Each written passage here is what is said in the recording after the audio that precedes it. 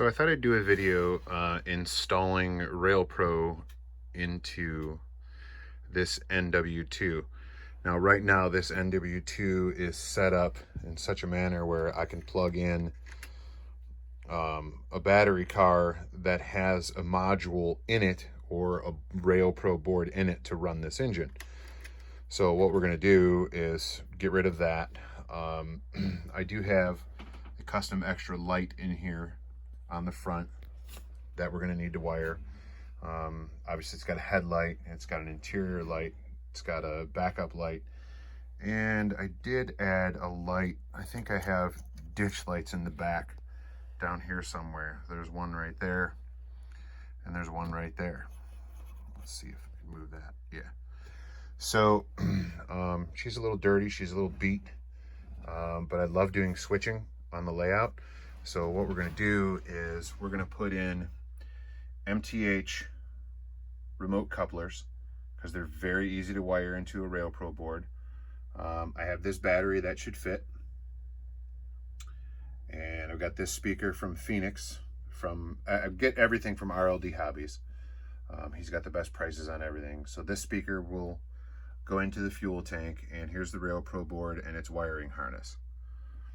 So here's the manual, which the manual really doesn't help with installation aside from a wiring diagram, but let me show you what I do for the wiring diagram. On page 7, it's the last page in the manual, they show a wiring diagram for the pin connector, or the wiring harness as I've been calling it, and it shows you that the resistors go on this side, which is true, the resistors go on this side. But we'll get to that as we get more in depth. So everything's color coded. Each wire will be a light function. You can run more than one light bulb off of each function. But what I like to do, since I like to mess around with the order of my buttons on the remote and what each wire does, I just make a list here in this box, this blank box, which is representative of the Railpro board itself, as to what each wire function does. For example, the orange one, I might do the headlight. The blue one, I might do the backlight. The white and yellow, I might do the ditch lights. And the gray one, I might do that extra light that I'm gonna do in the front of the engine. And then the black one, the interior light, or I might change it up. I don't know, it doesn't matter. What I'll do is I'll just make a list right here as to what is what. So when I install, I will follow my list. And then what I'll do is I'll save the manual, and on the front cover, I'll just write NW2 on it. So, one of the biggest things that helps me is this. I bought this thing for, I think it was 30 bucks on Amazon. It's a magnet. These are magnets, and they're just gator clips. And I am not very good at soldering, but I'm getting 10 times better, and these gator clips are helping. So it's like having 4 extra hands helping you solder. Those of you who have soldered without this know exactly what I'm talking about. So let's get into it. So I've decided on what wires are going to be what, and it really doesn't matter. I'll show you how to do that in the programming on the remote later. But next thing I'm going to do is I got to get this thing torn apart, and what I'll do is I'll take off everything that's fragile or breakable or whatever, like the bell and the smokestacks. They don't need to be on there. I'd pull that out, but I think it's super glued on. Any handrails I can pull off, anything like that.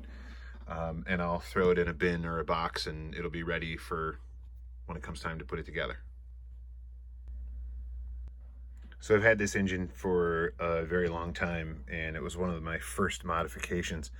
And there is a ton of wires because I was afraid to take it apart. They're hot glue gunned all over the place. And so I think I'm just going to strip everything off the bottom here and just start from scratch. And I will be taking all of the electronics out of this thing.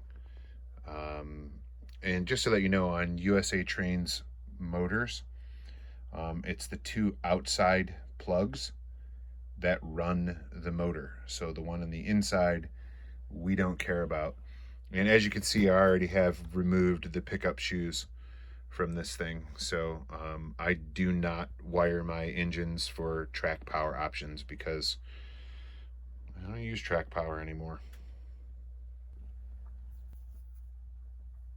So I'm trying to do this video for people who have never taken apart an engine before to maybe try to build some confidence. I wish that I came across a video like I'm about to make when I first started doing this 8 or 9 years ago. So to get the motor blocks out of a USA Trains block, I start at the opposite end of the wires. The wires are over here that plug into the block, and I just kind of peel out that a little bit and move it up a little bit, and then peel out the other side. Okay, so this will actually swivel on the other axle. And then what I do is the exact opposite to take the rest of the motor block out. And for what we're doing today, I'm just unplugging everything.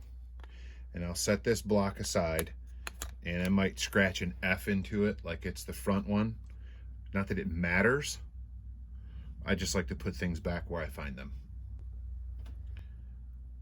The side frames do come off. There are screws here and here. There's no need to do that. But I'm also, because I'm straight up battery power, I am cutting the wires that come from inside the engine to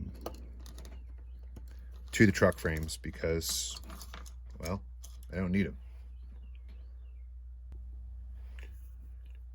So I just want to throw in some hints as I go here.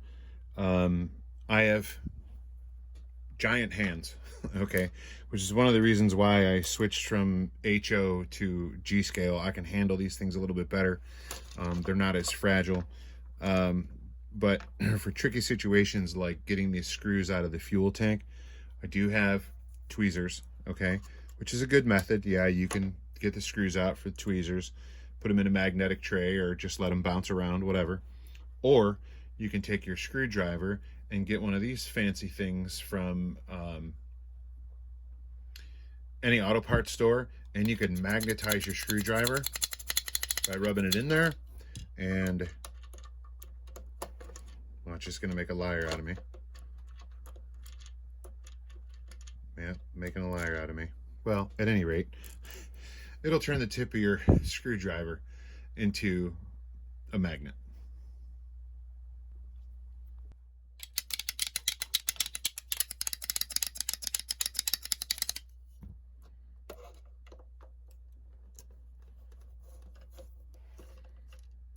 That's one of the body screws. The magnetizer works well when you actually rub it long enough. All the screws look to be the same so far.